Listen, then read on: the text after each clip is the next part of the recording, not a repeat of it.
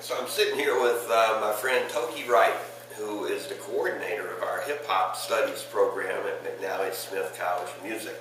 And Toki, it's obvious to everybody that knows anything about hip hop that this is an art form that was really born on the streets. Right.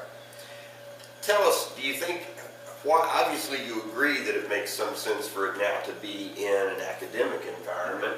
Kind of walk us through, how did it get to that point where that makes sense? That's not obvious to everybody. Sure.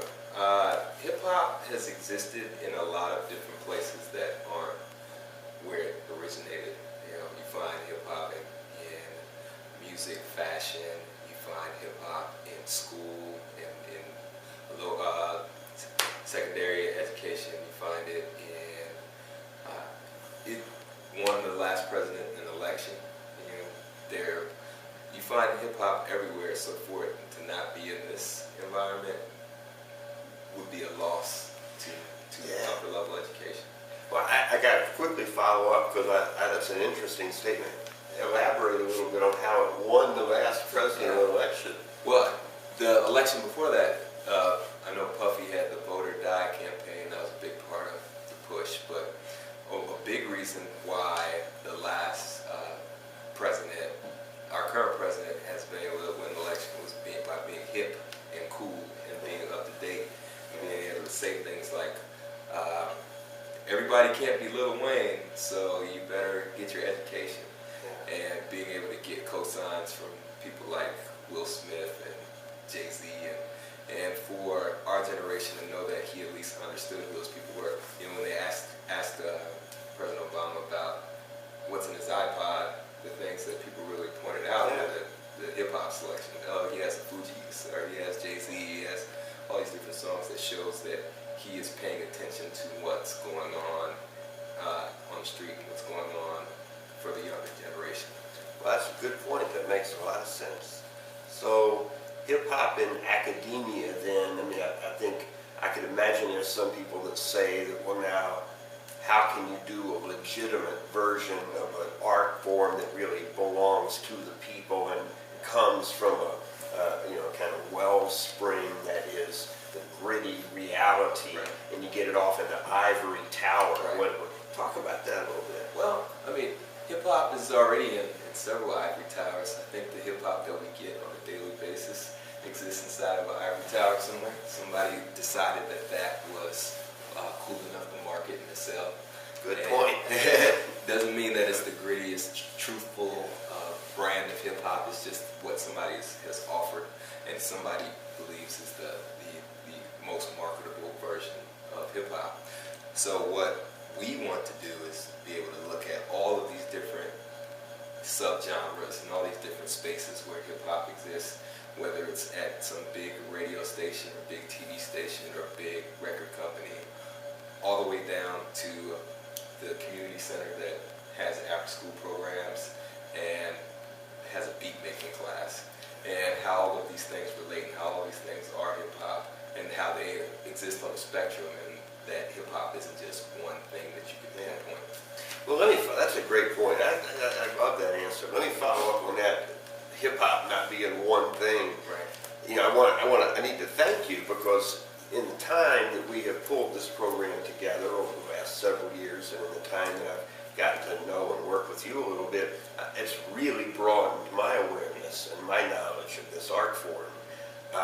And today, I'm just amazed at the breadth and the new directions that people go in what they still call hip-hop, but they're doing all these things that are so interesting. And I mean, I've really come to appreciate this art form.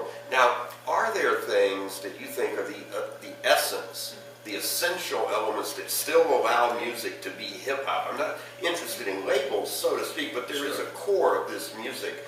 And as people really go in different directions, what are the essential elements that maintain a kind of hip-hop culture in the music?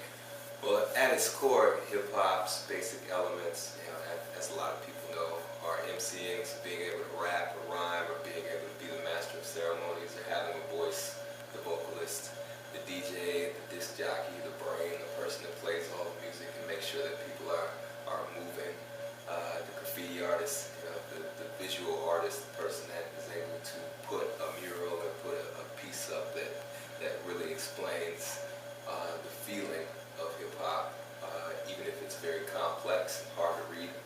And breakdancing, b-boying, movement, dancing, being able to move your body. So all these different pieces are different pieces of the body of hip hop.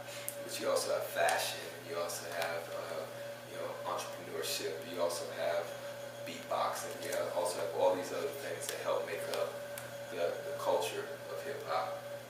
Now, an MC can rap about how great life is and how horrible life is. An MC can come from Burlington, Vermont, and can come from inner city Chicago.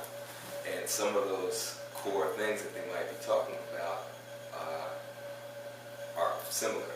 Maybe they're both talking about relationships, or they're talking about race or class or gender, but they have their own way of speaking about it that is unique to the community that they live in.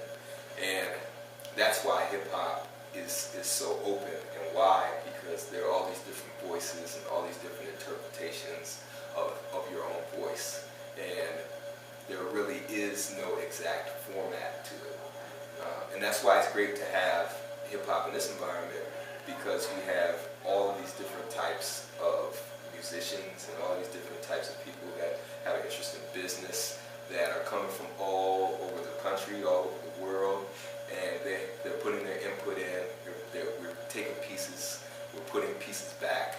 It's really the essence of hip-hop. If you think about a DJ or a producer who takes an element of a record, takes that record, that break, and plays it over and over again, because that's the part that they like. And then they take a drum, a snare drum from over here, and they take some cymbals from over here, and they're making their own voice. And in a place like this, I can do that by walking down the hallway. Yeah, sure can. Can you come play saxophone on top of this track that I produced, that I took a segment of Beethoven, and I took some drums from Clyde Stubblefield, and I put these things together.